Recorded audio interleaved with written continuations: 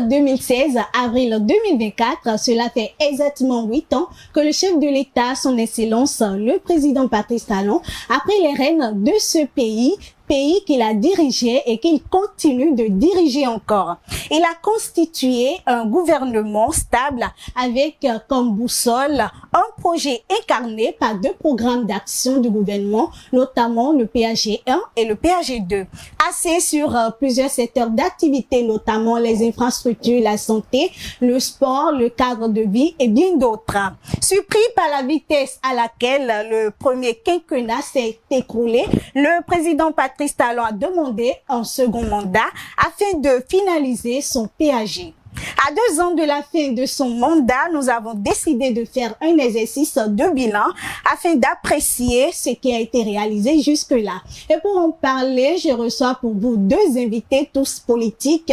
J'ai à ma droite Monsieur Armand Afosogbe. Il est membre du bureau politique du Bloc républicain. Bonsoir, bienvenue. Bonsoir madame la journaliste. Comment vous allez? Ça va bien. D'accord. En face de lui, nous avons un membre du parti FCBE, Foscori pour un Bénin émergent. Il a pour nom Ruben Abadagan. Il est coordonnateur de la FCBE dans la 6e circonscription électorale, analyste politique. Bonsoir, bienvenue. Merci beaucoup pour l'invitation. Bonsoir, madame. Merci beaucoup. Alors, avant d'aborder quelques secteurs clés objets de réalisation des PAG, dites-nous comment appréciez-vous globalement ce qui a été fait jusque-là. La parole est à vous. Merci, madame la journaliste. Je salue les téléspectateurs de Prague TV. Je crois que 2016-2024, comme vous l'avez si bien rappelé, ça fait 8 ans que le président Patrice Talon est à la tête du pays. En 2016, qu'il vous souvienne, il y a eu des annonces, d'accord, de réformes dans le domaine du système partisan, d'accord, des réformes aussi bien dans la maison justice que sur le terrain politique avec beaucoup de projets, d'accord, les lycées agricoles, d'accord, les marchés modernes et bien d'autres. 8 ans après, le bilan, il faut le séparer en 2 phases, ou même en 3 phases. Il y a le bilan économique, le bilan politique et social. Sur un plan économique... Et globalement, est-ce que vous êtes satisfait de tout ce qui a été fait? Non, je ne peux pas être satisfait du moment où je ne suis pas en phase avec le mode de gestion de ce gouvernement, parce que moi, je suis socialiste. Et en tant que socialiste, je pense que l'humain doit être au centre de tout projet de développement. Et je constate que nous avons en face un ultra-libéraliste qui met en place une politique beaucoup plus ancrée sur les grandes entreprises, c'est un système presque capitaliste où le citoyen lambda n'est pas totalement concerné. Vous voyez, prenons l'exemple du secteur social. Aujourd'hui, c'est vrai, il y a des conjonctures dans la sous-région avec les guerres en Ukraine, avec la crise de Covid, qui a quand même influencé le coût des matières, de nos produits de première nécessité. Mais force est de constater que les mesures, les batteries de mesures qui ont été prises à l'époque pour atténuer un tant soit peu le pouvoir d'achat des Béninois n'ont pas quand même réglé le problème. Et aujourd'hui, on constate qu'il y a une inflation de la plupart des produits de grande consommation et la réalité est là. On sent un pouvoir qui essaie parfois le social, mais qui n'arrive pas quand même à satisfaire l'attente. D'accord? Et nous avons un peuple qui est juste observateur, à qui on a demandé de serrer la ceinture pendant des années, à qui on a promis du développement social. Et force est de constater que 8 ans après, on sent qu'il y a l'envie de faire du social, mais ce n'est pas encore ça. Ce n'est pas encore ça. Toujours est-il que, bon, lorsque on rentre dans les grandes villes comme Cotonou, Porto-Novo, on voit des infrastructures, on sent qu'il y a des choses qui bougent. Mais sur le plan humain, sur le plan social, je crois qu'avec l'augmentation de l'assiette fiscale. Les entreprises sont pressurées d'impôts. Il y a de nouvelles taxes pratiquement chaque année. Les gens vivent difficilement. Donc, quel développement, au nom de quel développement il faut que le plus grand nombre vive dans la précarité, d'accord, c'est difficile de se réjouir des 8 ans du président Patrice Talon à la tête du pays. Toutefois, chaque président a la volonté de faire quelque chose. Maintenant, la manière, parce que nous jugeons beaucoup plus la manière, parce que nous pensons en étant d'un parti de la social-démocratie qu'il faut placer l'être humain au centre de tout projet de développement. Et quand le chômage, il y a une baisse au niveau du taux de chômage. Généralement, quand on parle du chômage au Bénin, on donne des chiffres de 2% en mettant tout le monde sous emploi, tout et tout. Vous voyez, donc, il y a ces leviers-là qui sont importants et c'est sur ça que nous jugeons les efforts qui sont faits. Donc, tant que sur ce domaine-là, on sent que vraiment il y a encore beaucoup à faire. Je ne peux pas me satisfaire. Toujours est-il qu'il nous reste 2 ans. On espère que il y aura beaucoup plus d'actions entrant dans le cadre du social, parce que au-delà de tout, au-delà de peut-être mon opposition à ce régime, le plus important, c'est le bien-être des Béninois. Il ne faut pas oublier ça. Si le chef de l'État fait bien, je ne suis pas dans le nihilisme. Je ne suis pas là pour dire tout est faux, tout est mauvais. Mais nous voulons qu'on place l'humain au centre de tout projet de développement. Nous voulons qu'on replace l'humain au centre de toute ambition. Et c'est ce qu'il faut avec ce gouvernement-là. Et force est de constater que je reste sur ma faim. On va y revenir certainement au niveau des secteurs. Avant Fossogbe, est-ce qu'on peut dire en 8 ans que le Bénin a bougé? Oui, vous savez, moi, avant d'être un acteur politique, je suis un observateur. Je suis un Béninois qui vit au Bénin. Je suis un Béninois qui a vu des régimes passer. Je suis un Béninois qui a vu ce qu'un régime a fait pendant 10 ans, que déjà en 5 ans, nous, on a fait. Et quand je dis nous, c'est le président Patrice Talon. Je suis satisfait de son bilan parce que il n'a plus rien à prouver. Même les 2 ans qui arrivent là, même s'il ne fait rien là, ce que les gens n'ont pas pu faire en 10 ans, il a fait en 8 ans. Et on peut toucher secteur par secteur. Que ça soit sur le plan économique, que ça soit sur le plan social, que ça soit sur le plan politique, sur le plan de la justice, on va toucher. Donc, je suis dans ma peau, d'abord d'un homme politique satisfait, je suis dans la peau d'un observateur, d'un Béninois satisfait, je suis dans la peau de quelqu'un qui a vu le gouvernement de Senghor, de quelqu'un qui a vu le gouvernement de Kérékou 1, Kérékou 2, de quelqu'un qui a vu le gouvernement de Yaïboni 1, Yaïboni 2, et de quelqu'un qui est en train de vivre le gouvernement du président Patrice Talon. Donc, je peux apprécier, donc, je suis satisfait des 8 ans que le pouvoir en place a fait. On va démarrer secteur par secteur.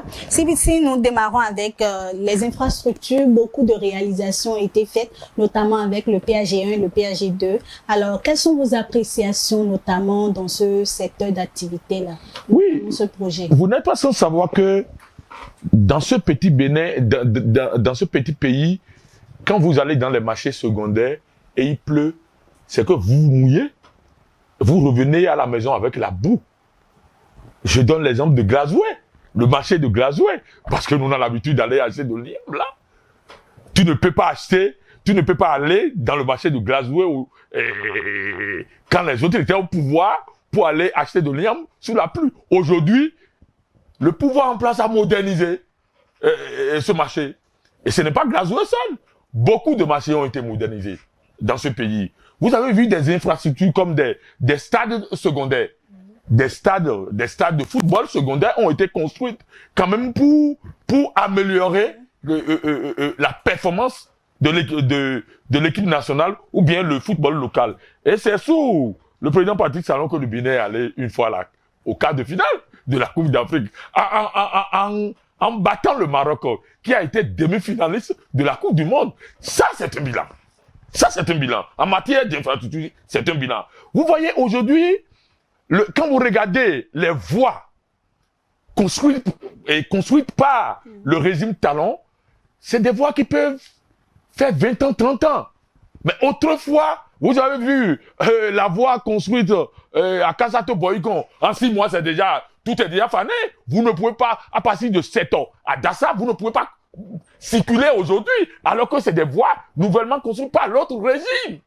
Aujourd'hui, nous avons l'expertise, nous avons les routes sont construites dans les normes. Prenez la route de Porte-Nouveau. Aujourd'hui, c'est en double voie.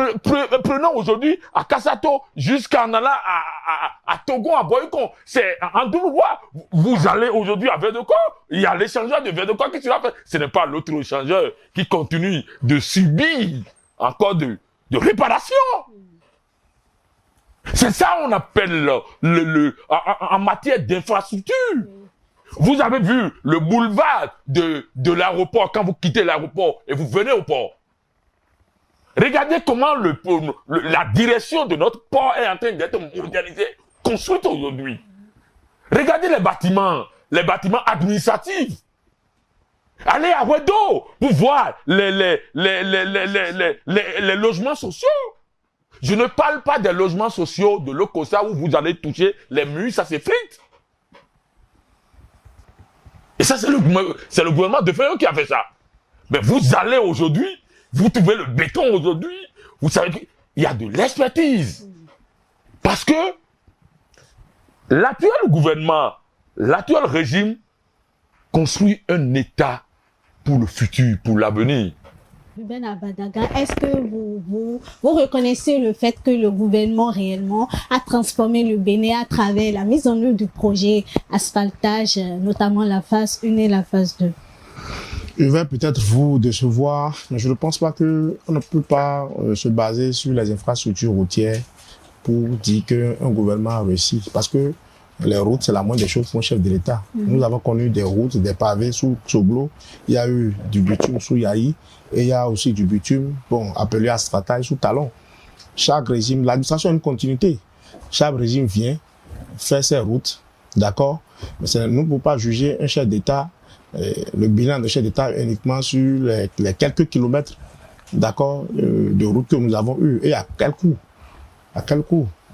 Il s'agit de nos milliards, il s'agit de ressources. D'accord? C'est nous qui payons ces dettes-là. Donc, c'est la moindre des choses qu'on peut attendre d'un gouvernement. C'est ce que je pense. C'est les routes. Les routes, c'est quoi? C'est les infrastructures économiques. Ça permet le transport des biens et des personnes, la fluidité du trafic et autres. Et tout ça, ça amène un plus à l'économie. Mais quand nous parlons d'économie, regardez la situation de nos producteurs. Je prends l'exemple des producteurs de soja, où à un moment donné, on a augmenté la tasse, qui est venue à 140 francs et qui a chassé tous les investisseurs qui avaient pour habitude d'aller s'approvisionner auprès de ces producteurs-là. Des gens qui se sont endettés auprès des usuriers, certains ont vendu telle chose pour pouvoir produire et après, pour vendre leurs produits, ils sont dans le problème. Et après, c'est CIPI qui vient prendre les produits-là à des prix dérisoires. D'accord? Donc, oui, les routes, c'est la moindre des choses. Moi, je vous ai dit tout à l'heure, je suis pas dans l'église. C'est bien. C'est bien que le visage de Cotonou soit embelli. Tout ça, c'est beau. Mais c'est pas là où nous attendons un gouvernement. Non, je suis désolé. Faut pas qu'on enfume le peuple béninois. Là où nous attendons un gouvernement, et là où moi, je juge la réussite d'un gouvernement, c'est lorsque on sent que de façon concrète, le taux de chômage a baissé.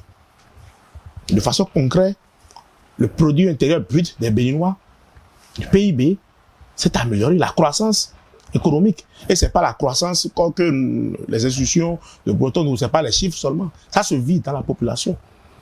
Ouais, tant que les gens, aujourd'hui, aller dans un marché, aujourd'hui, vous approvisionnez, c'est difficile. Tous les produits de grande consommation ont pris du prix. Alors, qu'est-ce que le gouvernement fait pour soutenir le palais de la ménagère? Qu'est-ce que le gouvernement fait? On dit les produits de grande consommation sont exonérés de taxes, tout, mais le constat est là. Vous allez au marché, vous voulez prendre de l'huile aujourd'hui, le prix est là. Le maïs actuellement, le kilo du maïs actuellement. Madame, souvenez-vous, sous le défunt régime, il y avait quand même une structure qu'on appelle ONASA. qui avaient pour habitude d'acheter certains produits auprès des producteurs, les stockaient, et lorsqu'il y a inflation de ces produits-là, de certains produits, grâce à ces stocks, on arrivait à réguler quand même les prix et on abaissait quand même les prix. Mais aujourd'hui, maintenant, quand ça commence pas à monter en flèche, ça ne descend plus. Ça ne descend plus. Donc, c'est bien les routes. Parce que c'est la moindre des choses. Vous ne pouvez pas venir faire 8 ans au pouvoir sans faire au moins quand même 100, 200 km de route. Ce n'est pas possible. On ne peut pas juger un gouvernement. On peut pas... sur la qualité. La qualité, oui. Tout ça, vous savez, ce n'est pas le président de la République, c'est vrai, il y a une dynamique qui a été insufflée, la peur du gendarme, tout et tout, qui pousse nos entrepreneurs à plus de sérieux dans le respect des normes techniques. Je suis d'accord pour tout ça là. Mais je ne peux pas juger un chef d'État sur les routes, non. Non. C'est sur... Quand vous prenez le Béninois lambda, comment il vit? Est-ce que le taux de pénétration de l'électricité aujourd'hui est une réalité? Le taux de pénétration nous a promis. Ça fait partie des choses que le chef de l'État nous a promis. 2016 à aujourd'hui. Est-ce que la question du délestage est derrière nous? Nous avons parlé de Maria Gleta 2, d'accord, avec une capacité de tel mégawatt. Et on nous a annoncé que d'ici là, il y aura 2 centrales électriques où le Bénin sera autosuffisant en énergie électrique au point même de revendre à certains pays. Mais aujourd'hui, on constate encore que le délestage a repris. Prenons l'eau. Quel est le taux de pénétration de l'eau dans les milieux ruraux aujourd'hui? C'est là où moi je juge un gouvernement. Parce que vous voyez, le social c'est ça. L'accès à l'eau, l'accès à l'électricité, d'accord? L'accès aux centres de soins de santé. Quand le citoyen a l'accès à ces produits-là, vous allez voir, il crée de la richesse.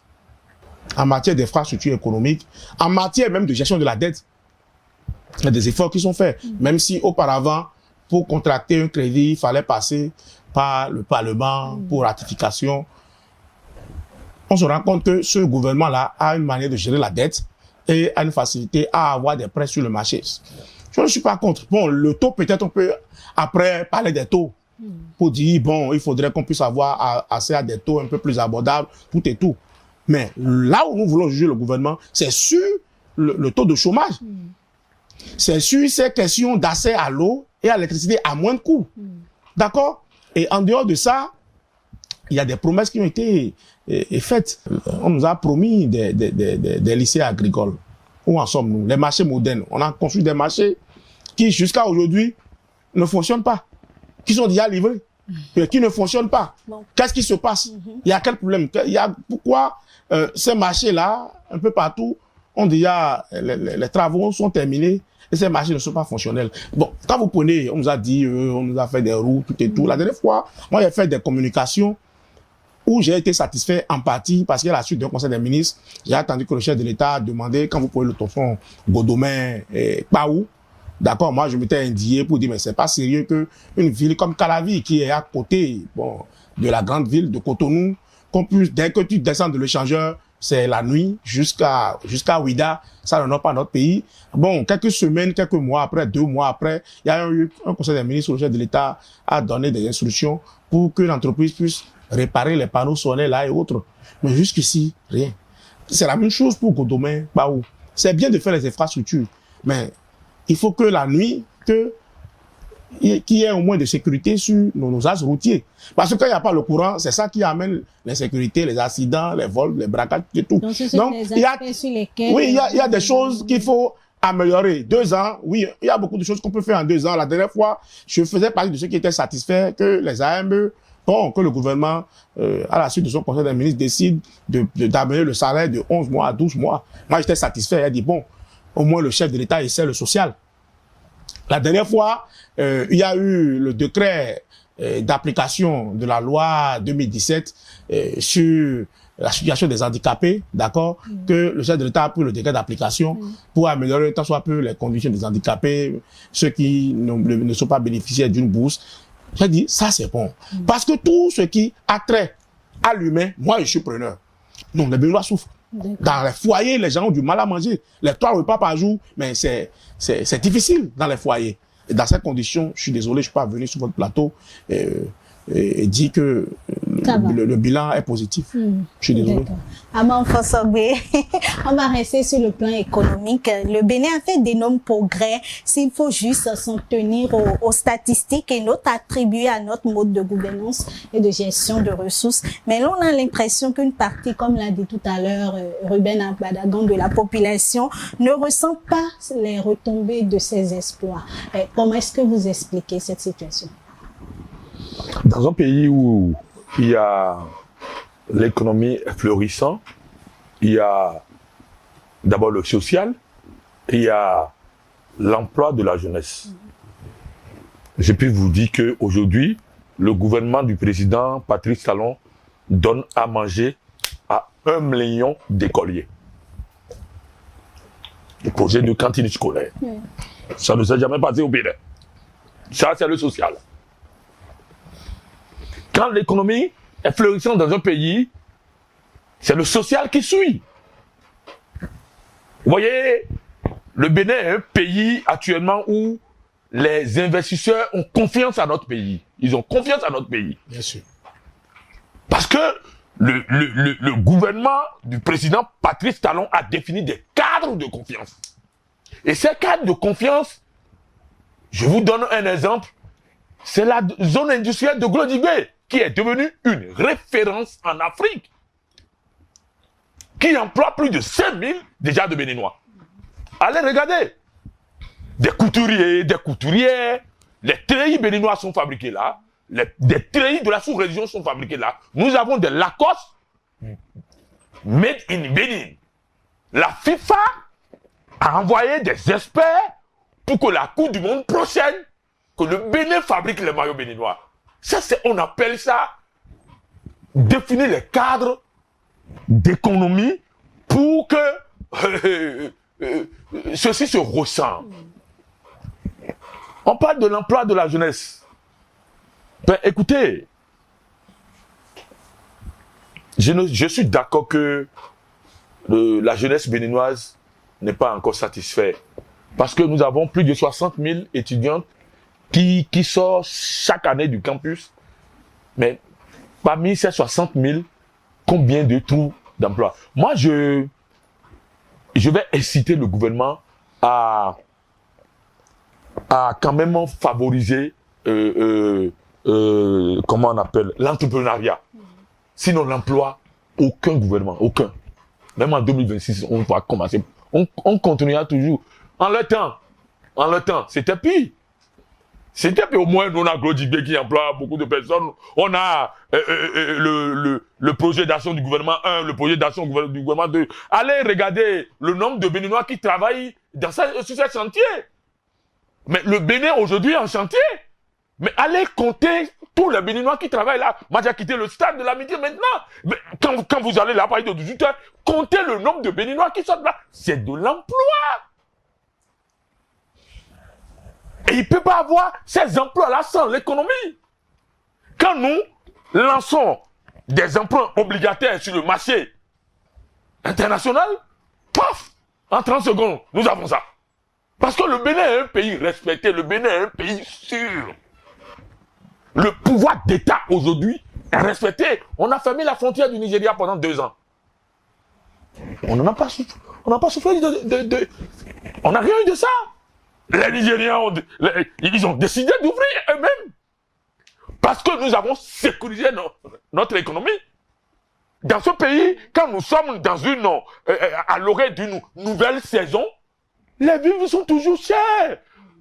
C'est normal. Parce que c'est à peine maintenant la pluie a commencé. On ne peut pas quantifier ça pour un bilan. C'est pas possible. Nous avons réorganisé la justice béninoise. Je rentre du côté de la justice. Je prends sur le plan d'énergie. Mais tout n'est pas rose. Et c'est sous le président Patrice Talon que quand le courant est coupé, au moins, il y a toujours un argument. Pourquoi on coupe? On le dit. L'autre fois, quand ça a été coupé dans tout le Bénin, on le sait pourquoi. La SPE a fait un communiqué, on le sait. En leur temps, ce n'est pas ça. Nous, le président Patrice Talon, depuis 8 ans, a mis tous les Béninois au travail et aujourd'hui, celui qui travaille gagne son pain. Il gagne son pain. Est-ce que vous reconnaissez tout de même que l'aspect économique aujourd'hui, il y a encore la population qui souffre? Est-ce que vous reconnaissez cela? Mais j'ai jamais dit, depuis que je suis en train de faire mon développement, j'ai jamais dit que tout est rose, que les Béninois sont satisfaits sur le plan de manger 3 fois par jour. Vous ne savez pas si moi j'ai mangé 2 fois par jour aujourd'hui. Et aucun gouvernement ne peut regretter ça. Comme étant le nom d'un gouvernement en Afrique, ou bien dans la sous-région, ou bien dans la CEDEAO, comme on le dise. L'Assemblée nationale qu'ils ont construite, qui est en train d'être cassée actuellement à l'entrée du Porte-Nouveau. Le vrai Assemblée nationale, nous, on est en train de construire. On est déjà à 60% de réalisation. L'une des parlements les plus jolis en Afrique. Mais eux, ils ont fait. Chez nous, il n'y a pas d'éléphant blanc. Et vous n'allez pas voir le chef de l'État, Patrice Talon, sur un chantier en disant à son ministre de Finances, Monsieur le ministre de Finances, eh ben, ça coûte combien? 350 milliards. Bon, écoutez, mettez ça à 400 milliards. Mettez ça déjà la semaine prochaine. Non. Vous avez vu le président Patrice Talon sur un chantier? En notre temps, c'est du concret. C'est du concret. Donc, je suis rentré en matière de la sécurité. Nous avons fait un grand effort en matière de la sécurité. Vous voyez aujourd'hui la traque des Gaïmans. Je suis d'accord que l'État doit faire une politique pour la réinsertion de ces jeunes-là. C'est les arrêter, oui, les sanctionner, mais il faut les sensibiliser pour faire en sorte de négocier leur réinsertion. Mais nous sommes en train de lutter aujourd'hui contre ce phénomène. Mais la sécurité aujourd'hui, pas totalement, je ne parle pas de la sécurité des djihadistes, parce que c'est un phénomène mondial, c'est un phénomène régional. Et le Bénin est presque le dernier pays qui est en train de subir. Et on ne subit pas comme les autres pays. Mais aujourd'hui, le braquage, je ne dis pas que le braquage n'a pas cessé au Bénin. Mais on n'a plus connu le braquage que moi j'ai vu en rentrant à Kpakpa un jour. Le braquage qui a eu lieu à Tokpa. La sécurité aujourd'hui a été maîtrisée un peu. Oui, vous voulez dire quelque chose de ça? On ne peut pas parler de bilan de ce gouvernement sans faire référence à son bilan politique. Le bilan politique, c'est à la limite catastrophique. Oui. Les élections de 2019 sont des événements qui, avec tous les événements qui ont suivi, les élections exclusives, avec débouchant sur un parlement monocolore, tout ceci fait partie du bilan du président Patrice Talon, de son bilan politique. Ma foi, je crois que il n'est pas encore tard pour corriger les choses sur le terrain politique, parce que nous avons eu des réformes du système partisan. On nous a dit l'objectif c'est de rationaliser, d'avoir moins de partis, d'avoir des partis nationaux, tout et tout, de limiter la transhumance politique. Nous, par exemple, nous avons dit allons-y. Expérimentons cette réforme. Nous avons été aux élections communales de 2020. Première fois au Bénin, en plein processus d'élection des maires. On repart au Parlement pour modifier le code électoral. C'est inédit. C'est contraire au traité de la CEDEAO. C'est contraire. Pour modifier le code électoral, il faut respecter le délai de 6 mois. Nous l'avons fait. Au moment où d'autres maires ont été déjà élus, installés, d'autres maires ont été élus sur la base d'un nouveau code relu, complété. Ça, c'est le bilan politique du président Patrice Talon. On ne peut pas l'enlever. C'est son bilan. Pas plus tard qu'il y a quelques mois, on nous a encore sorti un nouveau code électoral. Plus corsé que le précédent code. Avec des gemmes d'exclusion. Parce que quand vous lisez la charte des partis politiques, on dit le parti politique a pour rôle de participer à la vie politique d'aller aux élections, de conquérir le pouvoir d'État. Quand on vote des lois taillées sur mesure pour exclure certains partis politiques ou un groupe de partis politiques, vous voyez, ça donne un coup au pluralisme politique. Au pluralisme politique. Parce que un chef d'État a aussi un bilan politique. Et le chef de l'État doit travailler à corriger ce bilan-là. Et ça passe par une seconde lecture du code électoral. Parce que ce code électoral que nous avons aujourd'hui au Bénin, je vous assure, risque de nous créer plus de problèmes. Est-ce que vous mettez en doute, voilà, les réformes entreprises par le chef de l'État sur le plan politique? Non, vous savez, il y a eu des avancées. Il y a eu des avancées dans les réformes. Dans la réforme du système partisan, dans le fait de rationaliser les partis politiques. Aujourd'hui, nous avons beaucoup plus de grands partis politiques. Nous avons 15 partis. Ce n'est pas mauvais. Oui. Ce n'est pas mauvais. Nous avons l'ancien code de 2019 qui parle de règle de 10%. Pendant combien de temps nous avons expérimenté ce code-là pour qu'on en arrive à encore corser les règles? Le président code a été voté en 2018, corrigé en 2019 à la suite du dialogue politique de 2019 où j'étais du dialogue politique. J'étais du dialogue politique, nous avons fait des propositions et il y a eu correction du code électoral. Nous avons expérimenté ce code en 2020, en 2021 et en 2023. 3 élections. C'est sur la base de quoi? Et sur quelle base? Alors que la classe politique est en train de s'accommoder à ce nouveau code-là, on vient corser encore les conditions pour être éligible au partage des sièges. Parce qu'aujourd'hui, avec le nouveau code électoral que nous avons, un parti politique, s'il va aux élections seul, il doit avoir 20%. Je prends l'exemple des élections législatives, 20% dans toutes les 24 circonscriptions électorales avant d'être éligible au partage des sièges. 20% dans toutes les circonscriptions électorales. C'est-à-dire qu'au Bénin, un parti politique qui vient de naître, c'est-à-dire que les règles sont faites pour l'exclure.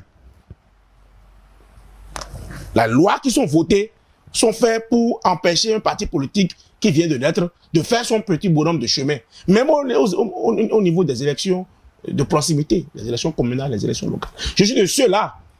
J'ai parcouru les plateaux avant le vote du code électoral, du nouveau code électoral. J'ai dit attention. Il y a beaucoup de choses qu'il faut corriger au niveau de l'ancien code. La question de la transhumance. On dit on a réglé la question de la transhumance. C'est faux. Aujourd'hui, quelqu'un peut démissionner d'un parti politique et garder son mandat. La loi, le nouveau code électoral n'empêche pas la transhumance. Le nouveau code électoral ne dit pas qu'à vous démissionnez, par exemple, vous gardez votre mandat. Avec le nouveau code électoral, on a juste corsé les conditions pour aller à la table du partage des sièges. Et dans ces conditions-là, on tue le pluralisme politique. On tue parce que vous voyez, un parti politique qui est né, qui vient d'être né, d'accord, à défaut d'avoir des représentants, la loi ne peut pas être taillée pour l'empêcher même d'avoir des conseillers, de grandir et plus tard de prétendre à avoir des députés. Mais aujourd'hui, la loi a été faite pour exclure tous les autres partis politiques qui sont nouvellement nés ou qui n'ont pas encore... Donc, comme ça, nous risquons de créer encore les mêmes crises que nous avons eues en 2019.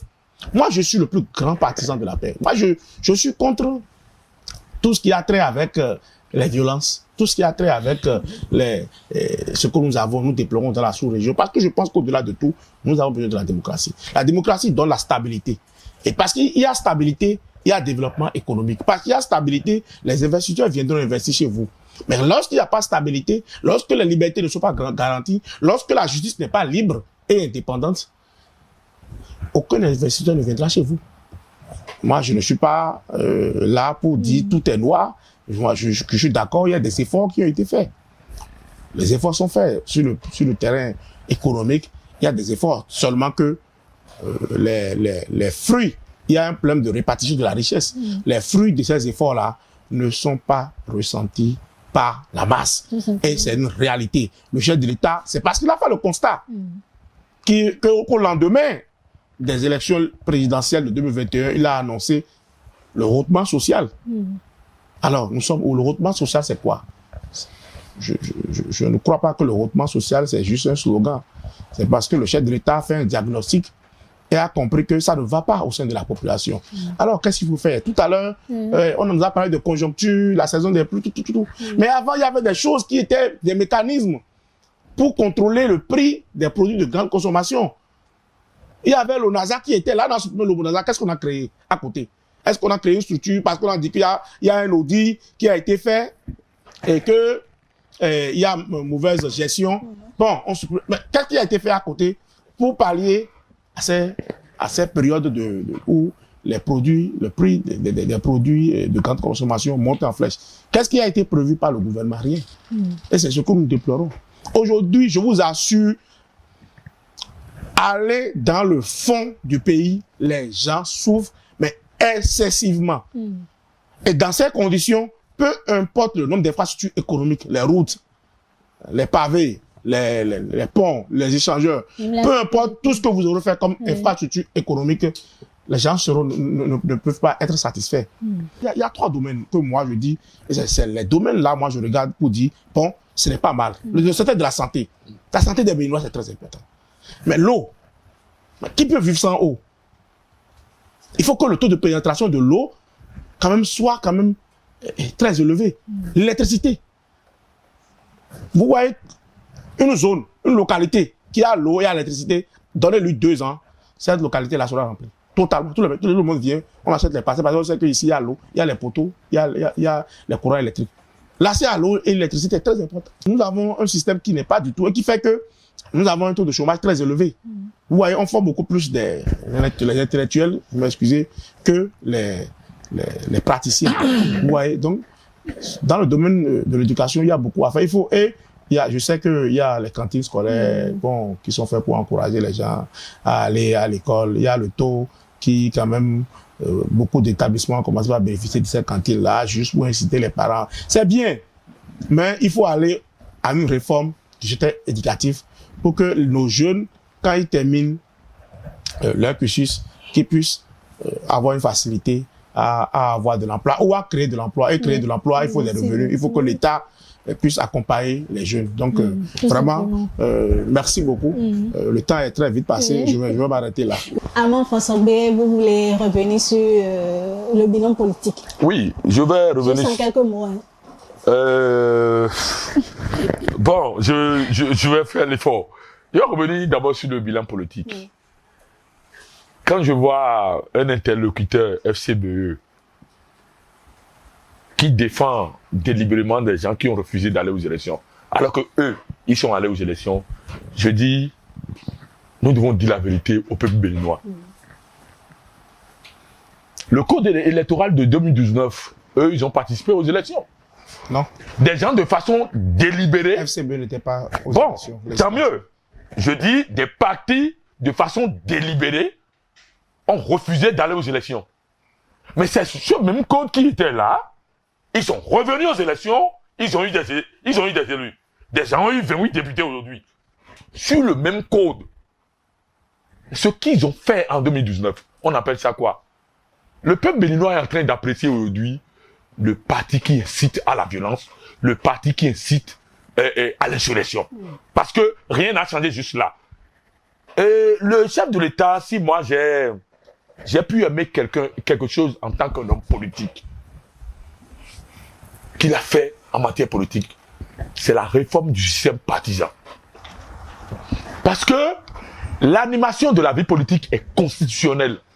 Et l'État a le droit de financer les partis politiques.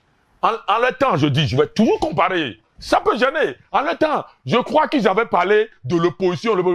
Mais en notre temps, nous, les affaires, les FCBE étaient chefs de file de l'opposition. Ils sont financés. Ils ont eu tous les attributs. Nous, on n'avait pas eu. En le temps. Je suis désolé. Ah oui. Ils ont eu tous les attributs. Et aujourd'hui, les FCBE reçoivent des financements publics de l'État parce qu'ils répondent à un certain nombre de critères. Mais vous savez, le multipartisme intégral, au moment où on avait des partis de quartier, des partis d'arrondissement, on peut financer, le Bénin a l'argent pour financer plus de 200 partis. Donc, actuellement, le nouveau code électoral renforce l'esprit même du nouveau code électoral, renforce les grands ensembles, les grands partis, comme l'autre fois, ils ont fait une conférence de presse. Pourquoi tous ceux qui ont fait cette conférence de presse, là, tous les partis là, ne peuvent pas se retrouver? Parce que chacun d'eux ont une force. Quand ils vont se retrouver en un grand ensemble, mais ils vont, puisque c'est eux qui disent qu'ils ont le peuple avec eux. Le parti qui dit que nous avons le peuple avec nous, a peur du nouveau code électoral. Nous qui n'avons pas ça dit, on n'a pas le peuple avec nous. Nous, on n'a pas peur. On a dit, essayons. Il a parlé dans le code actuel, on n'a jamais enlevé les 10%. D'abord, quand vous prenez les élections législatives, le contraire. Il faut avoir 10% d'abord, avant qu'on ne te compte d'abord, à partir de chaque circonscription, les 20%. Si tu n'as pas 10%, comment tu peux avoir 20%? Quand tu as 10%, c'est que tu rentres dans le sphère des partis qui peuvent commencer par lever de sièges, mais en levant de sièges, pour chaque circonscription, il faut avoir 20%. Ceci, c'est pour renforcer toujours les partis politiques. Oui, le bilan politique, selon vous, donc, le bilan politique, oui. il y a rien d'exclusion. Qu'on me donne, mais écoutez, quand les gens font leur parti au politique aujourd'hui, nous avons des tests qui sont là. Si un parti politique est bien constitué et qu'il y a une compétition, ils vont compétir. Ils ne compétissent pas, ils disent que les tests, on fait en sorte qu'ils sont exclus. Je suis joueur de football. Il y a une compétition. Je ne joue jamais. Et je dis que c'est le ballon qui est gonflé, le ballon est penché, mais il y a d'autres équipes qui jouent le foot. Mais c'est de ça qu'il s'agit. On a refusé, le code électoral actuellement n'a jamais refusé à un parti, même le parti qui sera créé demain, peut aller à la compétition électorale. Et nous, et comme eux, ils ont l'habitude de dire, je le répète parce que la répétition est pédagogique, c'est eux qui sont les partis du peuple. Donc attendons-nous en 2026 pour que les partis du peuple, peut-être ils vont nous battre, et peut-être qu'on va les battre, le peuple va voir réellement quel est le parti du peuple. Parce que malgré tout ça, quand ils sont revenus en 2019, ils ont fui le code. Quand ils sont revenus, on les a battus à plat couture. On les a battus à plat couture. Ils n'ont qu'à nous dire là où ils nous ont battus. Ils n'ont qu'à nous dire là où ils nous ont battus. Le peuple est avec nous. Mais c'est eux qui disent le peuple est avec nous. Mais on va juste,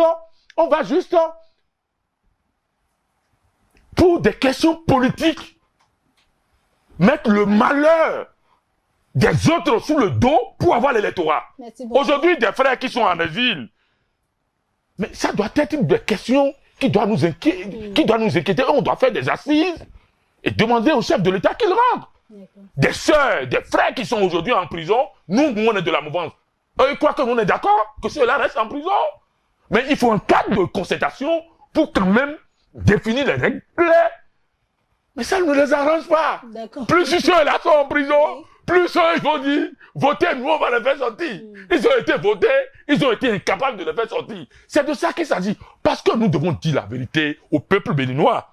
Moi, j'aimerais dire pour conclure à mon frère, sachons raison garder, même lorsqu'on est en position de force.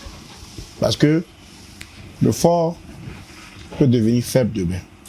Et ce code-là qu'ils ont voté, en mettant des accords de gouvernance, alors qu'aujourd'hui la loi électorale interdit les alliances de partis. Ce code-là qu'ils ont voté. Mais entre l'accord de gouvernance et l'alliance du parti, il y a une différence. Je veux que tu mettes cette différence. Madame la journaliste, parce que non, les conditions. Là, je vais revenir sur ça. Ah oui. Il y a une différence entre alliance et accord de gouvernance. Demain, ces lois-là peuvent les rattraper. Merci beaucoup. Oui, vous avez une minute. Il faut qu'on clarifie l'opinion publique.